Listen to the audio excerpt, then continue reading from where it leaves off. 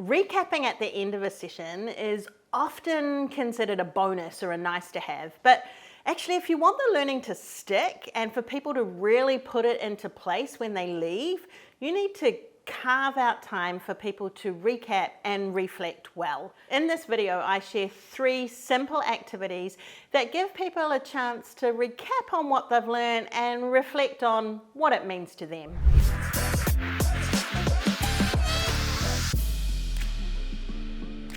Hi, I'm Kerri Price. I'm the founder of the Facilitators Network, and I use the principles of deliberate generosity to make sure that every meeting and workshop does what it needs to do. Over the last 20 years, I've facilitated thousands of meetings, workshops, and community conversations, and now I help other trainers and facilitators do that well too. Finishing a training session without leaving time for recapping and reflection is like going to a doctor's office, getting bombarded with information, and then leaving without a chance to reflect on what it actually means for you. Sure, you've got some notes, but they're all out of context, you can't remember what they mean, and that doctor's visit has not been as useful as it could be. And it's the same in the training room. Instead of squeezing in one more piece of content, it's far more valuable to give learners a chance to reflect and review what they've already learned so that it still makes sense when they leave the room. So I said that in this video I would share 3 activities to help participants recap and reflect on their learning. And each of these activities, they're really great on their own, but if you string them together as a process, even more powerful. Activity 1 is the roving review. And what I love about this activity is that it gives people a chance to reflect and review with other people in the room. So instead of just reflecting on what they think they've remembered and the opinions or perspectives that they've made about the content, they get to hear what stood out for and what was important for other people. Sometimes hearing that sparks even more learning. So how the roving review works is I invite people to jump up, find themselves a partner, and stand somewhere in the room.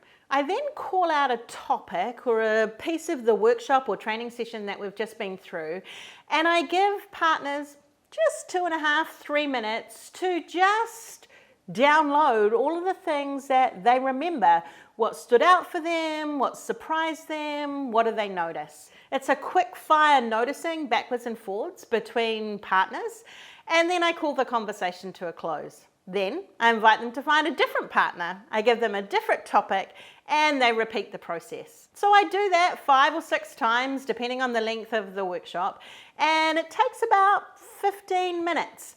In that 15 minutes, they've had a chance to talk to 5 different people, get 5 different viewpoints focused on different aspects of the workshop. Once they've done that, we come back into the circle and I invite people to popcorn out what really stood out for them. What was something that the other person or another person reminded them of? What were the important things that they want to take away from today? Activity 2 is one of my favorites. I call it the 1-page cheat sheet. Now you can do this on its own, but if you start with the roving review, it means people have got information circling around in their head.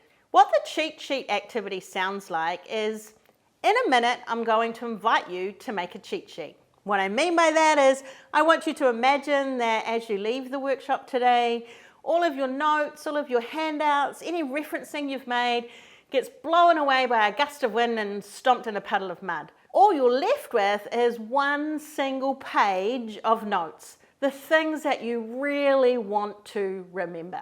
And I simply give participants 5, 6, 10 minutes, depending on the length of the workshop, to make that 1-page cheat sheet. Some people do bullet points, some people do mind maps, some people do pictures. It doesn't matter what they put on it, it's whatever works for them. That 1-page cheat sheet activity, it sounds really simple, but often at the end of a session, people come up to me and say, wow, that was really powerful. I so appreciated the opportunity to just get all my thoughts onto one piece of paper.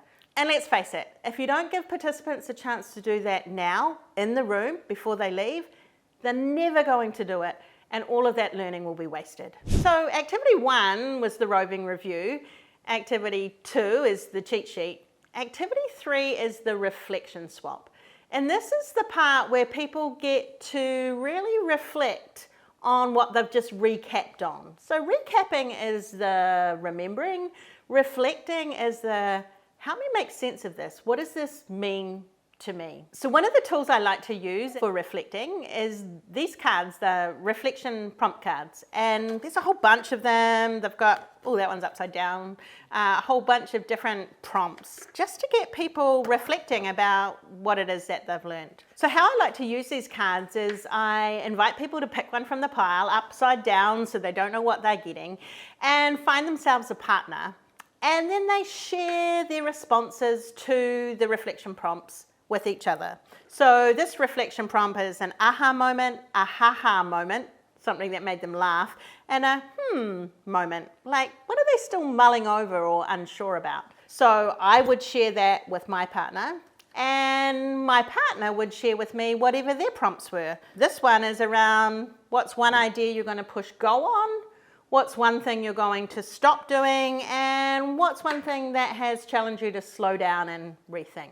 Once we've both had a chance to share, or both partners have had a chance to share, I invite people to swap their reflection prompt cards, find another partner, and repeat the process. That way, they've got to reflect on the learning through lots of different lenses over a really short period of time. Finishing your session with reflections is a really nice way to end, but if you want to make it even more powerful and take people from reflections to intentions and insights to action, you'll want to check out my next video, how to close a training session.